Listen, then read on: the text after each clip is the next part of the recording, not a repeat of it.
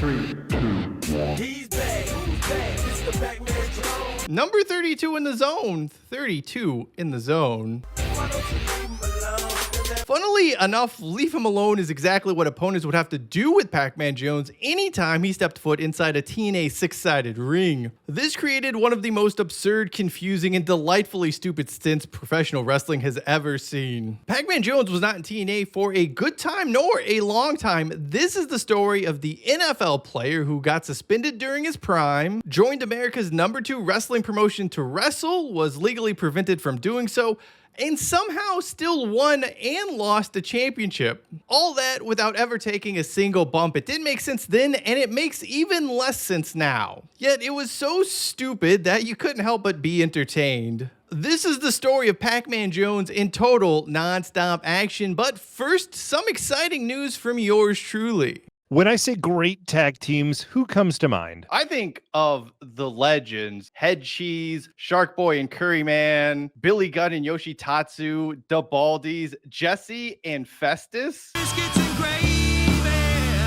Well, let's just add one more to that illustrious list. You and me. Together, Tim from Wrong Sports and myself have launched a brand new wrestling channel here on YouTube, Special Guest Referee. I would try to describe what we cover, but you're better off checking out the channel for yourself, but it's a lot of stuff like this. Over here, doing the crowd. His ass up. Is that Goldust versus Sabu in like some open air shed? And that lady just dropped the F-bomb? Our channel can't be that bad. The only way to find out is to subscribe to Special Guest Referee. We'll be covering a little bit of everything from the wide world of professional wrestling. Yes, please go check out our new YouTube channel if you're a fan of wrestling or, well, anything else related to wrestling, I suppose. But more importantly, just remember, If Stone Cold Steve Austin is wearing the black and white stripes, everyone is taking a stunner.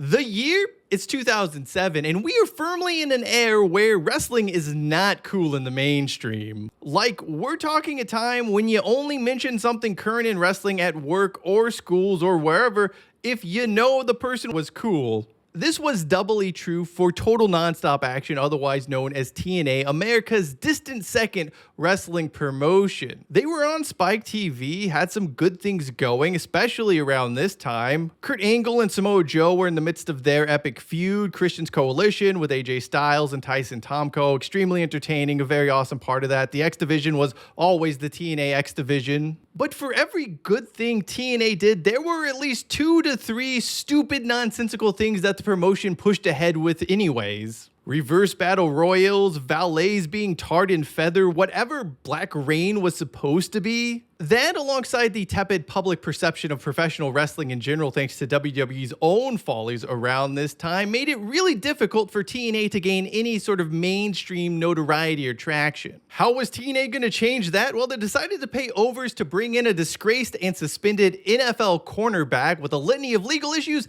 and 0 professional wrestling experience. Oh, the promotion was paying him to come in and be a wrestler, but more on that in a bit. For TNA, they were just desperate for someone who had name recognition, some cachet. AJ Pierzynski just wasn't moving the needle. Pac-Man Jones was a big get if you could ignore the realities of his situation. After a breakout 2006 on the field for the Tennessee Titans, the former NFL top 10 draft pick with a proclivity for off-the-field incidents really took things up a notch that offseason. At a strip club during the legendarily disastrous Las Vegas NBA All-Star Weekend in February 2007, Jones made it rain, got super pissed when strippers started picking up singles, attacked one, and then threatened to kill people. Then later on that night, one of his associates returned to the strip club and fired a gun into the crowd. In April, the NFL suspends Jones for the entire season, although Roger Goodell does leave the door open for the cornerback to return after Week 10 of the 2007 season. Jones takes out a full-page ad promising to do better moving forward, and in a very odd move, the Tennessean, the paper which Jones takes the ad out in, decides it's going to run a front-page story above the fold promoting an advertisement in their newspaper which quotes the ad.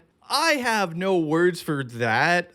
As for Jones, he doesn't change his behavior like at all. There were a few more incidents in the spring and summer of '07, and just about every public interview he does shows very little public remorse, and he just comes off as this extremely unlikable character. Despite this, TNA Wrestling, who was also based in Nashville, where Jones did play for the Titans when he wasn't suspended, somehow got a hold of him and asked if he would be interested in doing some wrestling. Who knows if he was genuinely interested in professional wrestling at this point in time, but TNA offered him a reported $25,000 to $40,000 per appearance depending on where you read, and well, that money was too good to turn down. Pen is put to paper, then 1 week seemingly out of the blue in August, TNA announces its newest signing, Pac-Man Jones. The news received some media attention, but I wouldn't classify it as good. Most of the coverage was very jokey, along the lines of, well,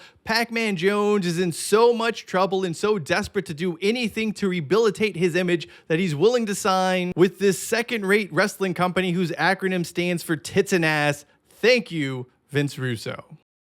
So we're already not off to a great start here, and then Jones does a few interviews promoting his upcoming appearance at the TNA pay-per-view. Things somehow get even worse. In an interview with NBC Sports, he drops this peach of a comment on his goals.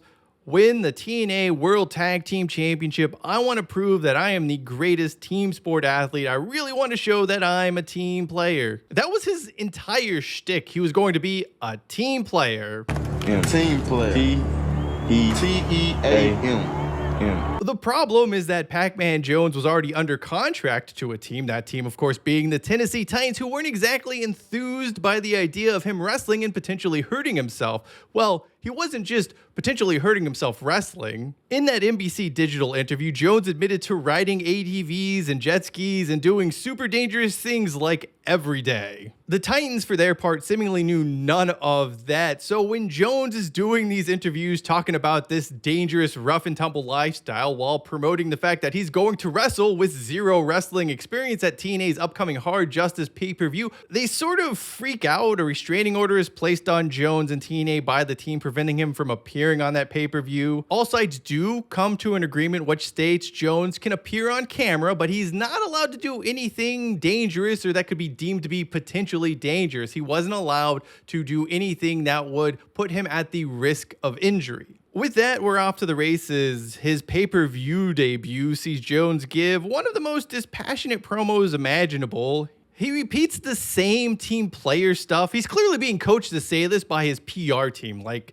this isn't Jones speaking from him or the heart. This is him being coached to say something that someone thinks is going to rehabilitate his image. Then Ron the Truth Killings comes out. He is very unhappy for unknown reasons, tries to get into the ring, police stop him, and the segment sort of ends. Later on during the pay-per-view, Jones is shown being placed into an ambulance after being attacked by an unknown assailant. An assailant, by the way, who is still unknown to this very day. Here's the deal though, the scuttlebutt around the Titans and Jones not being able to wrestle received a lot of media attention. So if Jones had been hurt or was involved in any physical confrontation, the NFL would yank him from the show immediately, like he would not be allowed to show up at any more TNA events. I remember on the Monday and Tuesday following the Hard Justice pay-per-view, the story's making all of the rounds on ESPN, and I just thought to myself, this is really confusing. Like, what the hell is happening? I need to go check out TNA, something I didn't say all that much. Okay, who am I kidding? I said it somewhat frequently, but on this instance, I was a lapsed TNA viewer, and this, whatever it was, it just made me feel compelled to tune in and sort of see what the hell is going on. What the hell was going on? Well, somehow it was worse than I could imagine, and yet that made it all the more better. Jones, who was apparently not injured despite being put into an ambulance just a few days earlier, comes out to the ring on the very next episode of Impact and demands Killings comes out there so he can whoop on him. If you ain't gonna bring it, don't sing it. One thing leads to another. Killings talks about doing some research on Pac-Man Jones, and it ends with no physical confrontation and the two somehow forming a tag team. I did my own research on Adam Pac-Man Jones. Oh, Killings also promises to help find who attacked Jones, but I don't understand like how Jones didn't get at least a small glimpse of the person who attacked him. Like, even if it was from behind, he couldn't turn around. He didn't get at least a glimpse that would give him an idea of the suspect. He just assumed it was Killings. And TNA has all of these cameras backstage. I'm assuming the Impact Zone would have had security cameras. You're telling me nobody caught anything with this huge NFL star, the signature signing for TNA?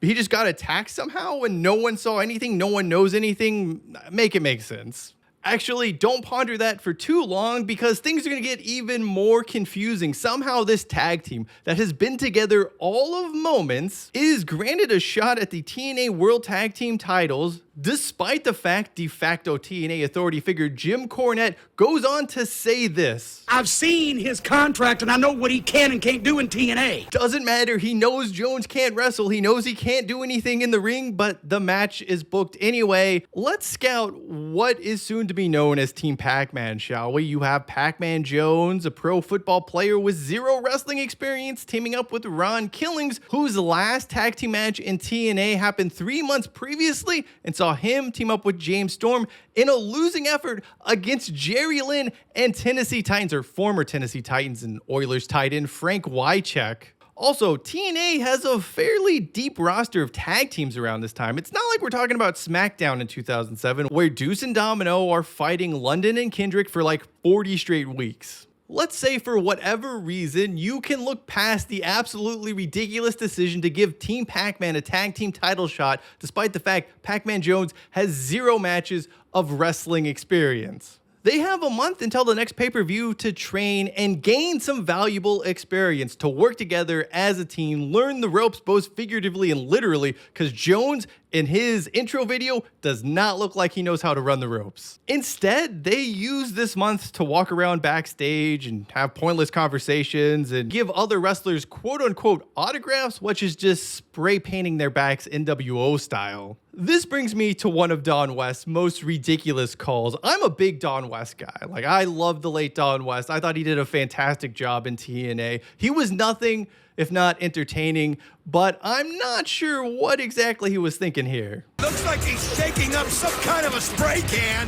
You can only wonder what it is. What's in the spray can? There's maybe 4 things that could possibly be in a spray can: paint, hairspray, Lysol, Pam, and WD-40. So that's 5. By process of elimination here, though, we have a pretty good idea of what's going to be in Pac-Man's spray can. Anyway, Team Pac-Man has 0 matches leading into the pay-per-view for their title shot. No squash matches against jobbers in which they could have hidden Jones. No surprise victories. Maybe Jones gets a roll-up or something out of the blue. Killings has a few singles matches, but that's it. It should be noted here that Jones and Killings don't actually know who they're going to be facing at the No Surrender pay-per-view, because Kurt Angle is holding both tag team championships. He won them in a winner-take-all match against Samoa Joe. So while Team Pac-Man is #1 contender, we don't know who the actual champion is. Eventually, Jim Cornette has a match to determine who Kurt Angle's partner is going to be. Sting wins that, so it's going to be Kurt Angle and Sting facing off against Pacman Jones and Ron the Truth Killings. The match itself has been covered many a time, so I'm not going to go over it here, but here's a Cliff Notes version. Pac-Man refuses to tag in despite being the ultimate team player. The announcers try to make it out like Pacman Jones is scared, he doesn't want to enter the ring, this, that, and the other, despite the fact everybody watching at this point knew he was legally barred from doing anything in the ring. Why would he want to tag in? Then, out of the blue, Pac-Man does tag in. Why would he do that? Well, Kurt Angle immediately attacks Sting, Pac-Man pins the icon, and we have new tag champs. Sadly, the camera misses this iconic moment of Jones pinning Sting in favor of a close-up of the future Mrs. Jeff Jarrett. Hey, who needs a hero image? Pac-Man Jones has fulfilled his month-long dream of becoming TNA Tag Team Champions. Look, I do understand why TNA did not burn Pacman Jones' in-ring debut on an episode of Impact. You want people to buy the PPV, I get it, but the build was confusing and you ended up missing the payoff of him pinning Sting for a close-up of Karen Angle. Onwards and upwards. In the first interview with the tag champs on the next episode of TNA Impact, Pacman Jones has a very special message for his Tennessee Titan teammates. First of all, I want to shout out to all my Titan teammates as I count my days down, returning back to the NFL. Spoiler alert, you're never suiting up for the Tennessee Titans again.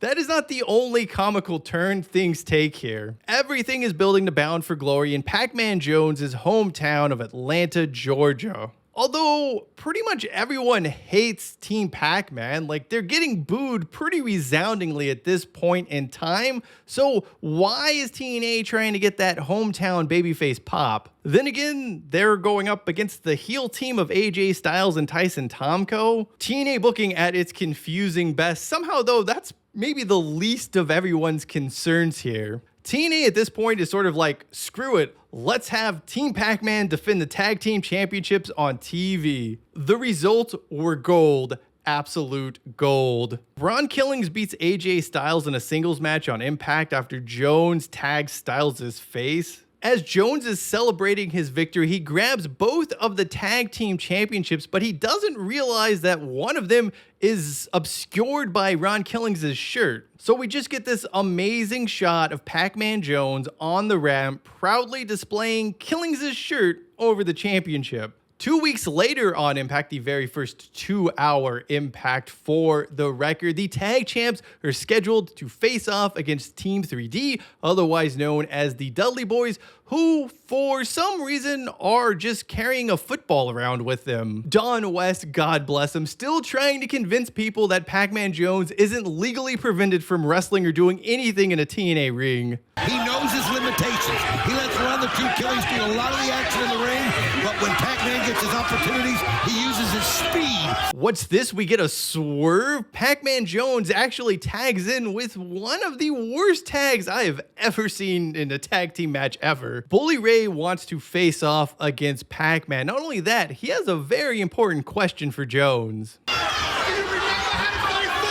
This starts one of the most ridiculous sequences in a professional wrestling ring, or at least a six-sided professional wrestling ring. You just have this future wrestling Hall of Famer going up against a suspended NFL future All-Pro in a sequence where they just play around with a football. About midway through this match, though, the vibe in the crowd really just shifts. Everyone is actually getting really into it, and they're getting behind Team Pac-Man, believe it or not. Everyone is just embracing it. They're embracing the ridiculousness of it. It's not great wrestling, but it is great entertainment, like it or not.